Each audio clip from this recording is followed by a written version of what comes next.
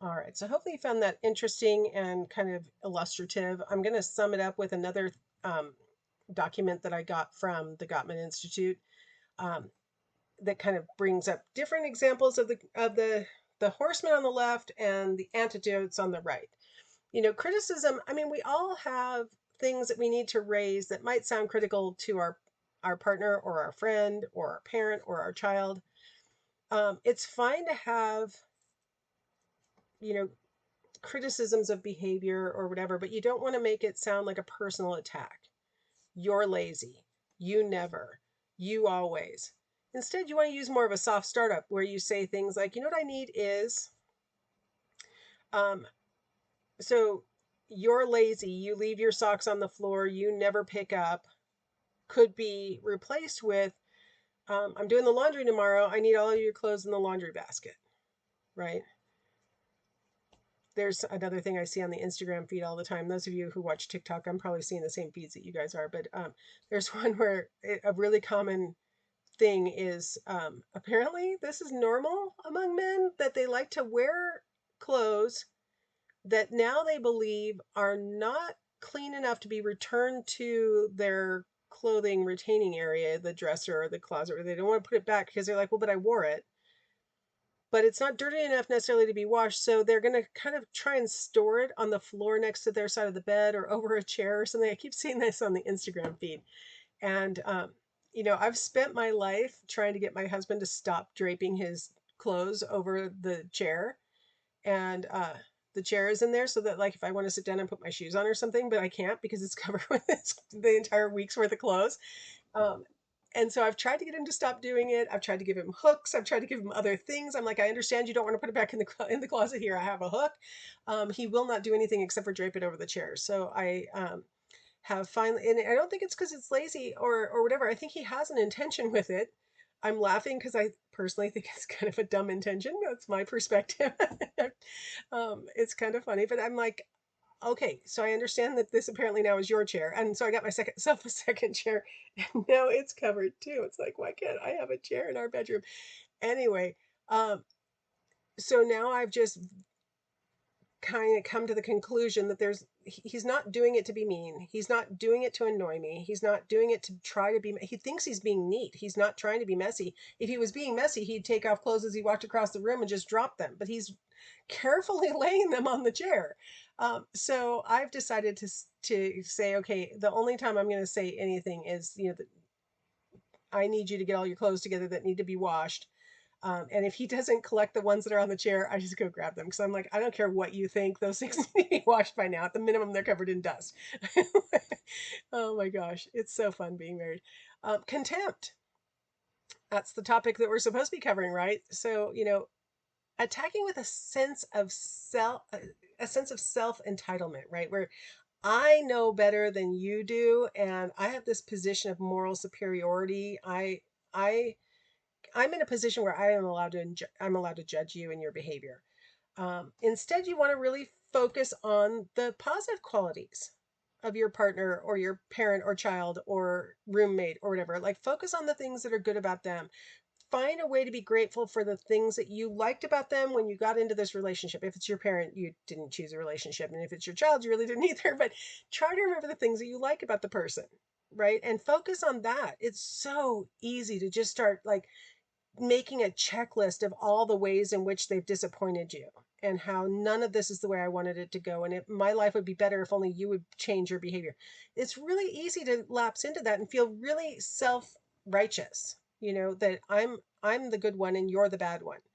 Um, it's really easy to think that blame is flowing one direction in a relationship when there's like disagreement or something like that. When in reality, in any relationship, it's a circle and it's really hard to figure out whoever started the negativity. You can figure out who broke the negativity when they instead say something positive or do something nice or something like that. So, building a culture of appreciation, remembering that this person's valuable, that you value them, and try not to get bogged down in that contemptuous attitude. Defensiveness, victimizing yourself, seeing the other person as always attacking you. My husband has a phrase that always drives me crazy because he's like, I can't win with you. I'm like, there is no winning. We're on the same team. What are you trying to win? Um, So it's a little, that's a defensive statement to say, I can't win with you, right? Um, Obviously I'm a pleasure to live with, obviously, because I got my poor husband going, I can't win with you. And I can't even let him leave his clothes on the chair. I'm just a pleasure to live with. I recognize that, right? Nobody's perfect. And so I don't ever treat him with contempt. I'll give you that. But I'm apparently making him feel defensive by, saying things that make him feel like he has to try and, win a point. And when we're feeling defensive, we have to recognize that we're we're fighting against a perception of attack. It may not be a real attack. That's the thing that the defensive person has to recognize, is that I may feel like this is an attack, but my partner might not have meant it like that.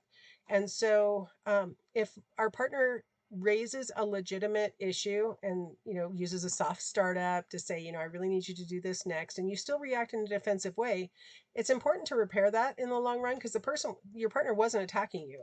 They were asking for what they needed. And if you react defensively, then it's kind of your job to say, you know what, I was being sensitive. It felt like you were criticizing me, and so I kind of got my hackles up.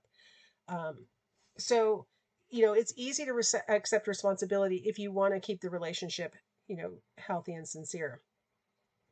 Stonewalling, again, is something that happens in the face of when you feel like you're being criticized all the time, and so you want to, withdraw, get some distance. You feel like you're overwhelmed.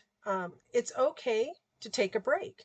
It's not okay to stonewall, and like some people will literally put their hand up to the person who's speaking as if to say, stop talking, and like I said, they'll sit in a posture with their arms crossed, their legs crossed, with their body tilted away from the speaker, looking out like, I can't hear you, I can't see you.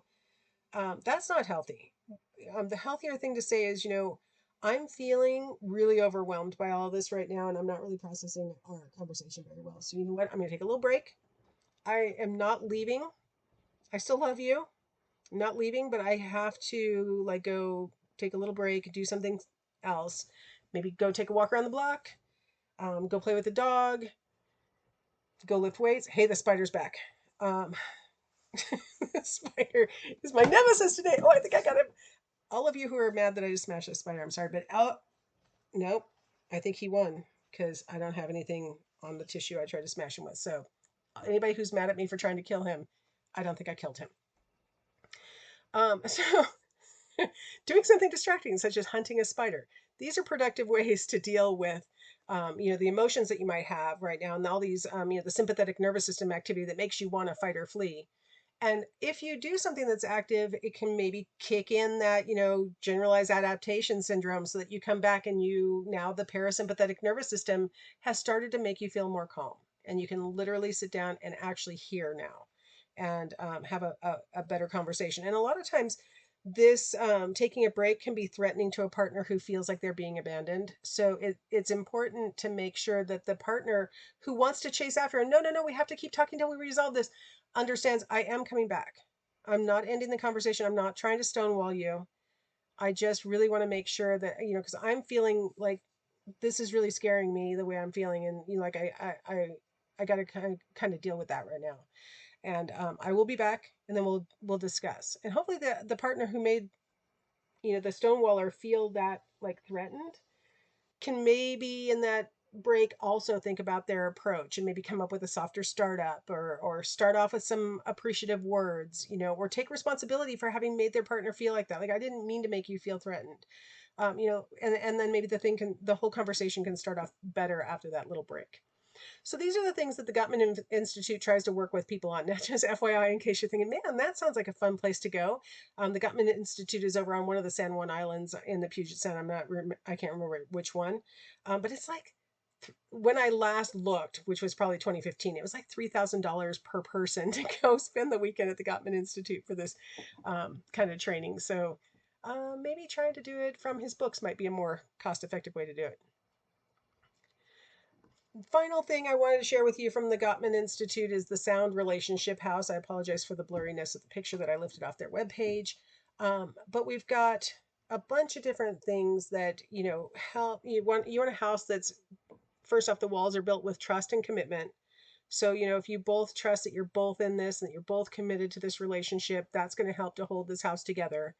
And then you want to create shared meaning and make your life dreams come true, and you want to try and manage your conflict by for one thing, accepting your partner's influence. When your partner asks you to change things, it's something that might be for your benefit, not just for their own, right? Having good dialogue when there are problems, practicing those kinds of self-soothing techniques, the emotional regulation that we've talked about, um, holding a positive perspective of your partner. When you talk to people who have been married a really long time, one of the things that they'll jokingly say is that, the key to a long relationship is selective blindness or selective deafness. A lot of times they'll say stuff like that. And what they're really talking about is try not to notice every annoying little tiny thing, but instead focus on the positives overarching about your relationship. My grandfather, on the anniversary of his 58th wedding anniversary, said, the first 50 years were the hardest. That kind of joking, but both of them were committed, both of them were trusting of each other, and they had their long-term goal together, and they saw each other through positive lenses, and that was like the key to being able to be married a really long time. You want to turn towards each other rather than away from each other when you're under stress. Something that I've struggled with a lot is seeing women who have a lot of female friends who they go and see frequently and they share things with, and like that. I don't have a lot of friends like that. Like, I don't have a girls group that I get together with. I have maybe, honestly, maybe two women friends that I ever talk about like personal things with. I have a lot of professional relationships, but not really. I turn towards my husband instead. Like, I know you're not supposed to have your spouse be your best friend because somehow that's unhealthy, but he really honestly is. And so, I turn towards him when I'm under stress. Even when he's the source of the stress, I turn towards him and say, it makes me feel this or that, or I know I'm being silly, but this is how I feel about it. And, usually we can work something out as a result of what I say. He's a little less verbal, and so a lot of times I have to figure out what his issues are, but it helps to have a PhD in psychology, but it's, we have a tendency to turn towards each other. He does get irritated when he finds out that I've talked to one of my girlfriends and he started in the conversation. He doesn't like that, but it's, kind of a common girl thing to vent about stuff. Um, but anyway, so I mean, that's a really a strong piece of advice to when you are under stress. A lot of, when we were first married, I coined the phrase, you eat the ones you love, right? When you're under stress, you eat the ones you love, because you're like, something's happening out in the world and I'm stressed and frustrated and I can't do anything about that, so I'm going to pick a fight with my spouse. Right? Like, it's really easy to do those things, but if instead you turn towards each other and you say, okay, this outside stressor is stressing me, let's support each other through it instead of attacking each other as a displacement. Sharing fondness and admiration, telling your partner how much you like them and how much you admire them and are proud of them and things like that, helps them to build trust in you and also feel your commitment, and it's boosts their ego. They know they're valued. You feel more valued when they reciprocate, things like that. Some people are more likely to just automatically give those kinds of affirmations, and other people are not. And so if you're the kind of person who really needs to hear it, you have to tell your partner that, I need to hear periodically, why you want to be with me and why you like me, and whether you like me anymore. And, like, some people it doesn't come naturally. And so you have to actually ask for what you need. And then building love maps, right? Like understanding what else is going on in your partner's life, what their stressors are. Me teaching on the quarter system, and especially once online teaching became a really big part of my life in 1998, my whole family had to figure out that a big stressor in my life is wrapping up the end of one quarter and trying to get the next quarter started. Like, that is a big stressful, like, 2 weeks for me. And so everybody in the whole family had to learn that part of mom's world. Now that my kids have grown up and they're out of the house and they aren't in college, they don't remember the quarter system anymore, and they're a little surprised when I'm under tension 4 times a year. You know what I mean? They're like, why is mom crabby today? It's the end of the quarter and I've got 1 week to get ready for the next quarter. So knowing that about each other, my spouse has to work on the quarter system and has to know that these are struggling weeks for me, and to be extra, helpful, be extra kind during those weeks where I'm trying to make that transition. And then of course he has things that go on in his life that I have to be aware of, and we have to know each other's worlds and what's important at the moment, what's providing stress and what is like something that is going on that we should all be proud of, those kinds of things. Those are the factors that go into building a sound relationship house. So I thought it was worth talking about, since we were talking about contempt, how to not be contemptuous towards your partner. Sounds like a pretty good conversation that's relevant. All right, we're going to transition. So in the next video, we'll pick up with a nice personal, sort of self-assessment. So I'll see you then.